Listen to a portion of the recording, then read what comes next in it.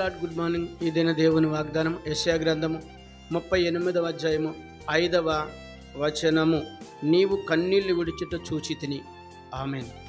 దేవునికి ప్రియ సహోదరి సహోదరుడా, ఆ దినము హిజ్కియా మరణకరమైన రోగముతో ఉన్నప్పుడు ఆయన తనకు వినిపించిన ఆ యొక్క వార్తను బట్టి తను నిరాశ చెందలేదు, కానీ కన్నీరు విడిచి ప్రార్థించినప్పుడు దేవుడు తనకు అధికాయుస్సునిచ్చి ఆశీర్వదించి ఉండగా హిజ్కియా కన్నీళ్లను చూచిన దేవుడు, ఈ దినం నీ కన్నీటిని చూస్తున్నానని, నీ కన్నీటి ప్రార్థన వింటున్నాను. నువ్వు ఎటువంటి వ్యాధి కలిగి ఉండను, ఎటువంటి మరణకరమైన రోగము కలిగి ఉండను, దేవుడు నిన్ను విడిపించి స్వస్థపరిచి నడిపిస్తానని, ఎటువంటి బంధకాలలో ఉన్న నిన్ను విడిపిస్తానని నీవు కన్నీటిని కలిగి కన్నీటి ప్రార్థన చేయగలిగితే దేవుని సంధిలో నిన్ను దీవించి ఆశీర్వదిస్తానని ప్రభువైన యేసుక్రీస్తు వారి ఎదురు వాగ్దానం ద్వారా నీతో మాట్లాడతాడు. ఆమేన్. ప్రార్థన చేద్దాం.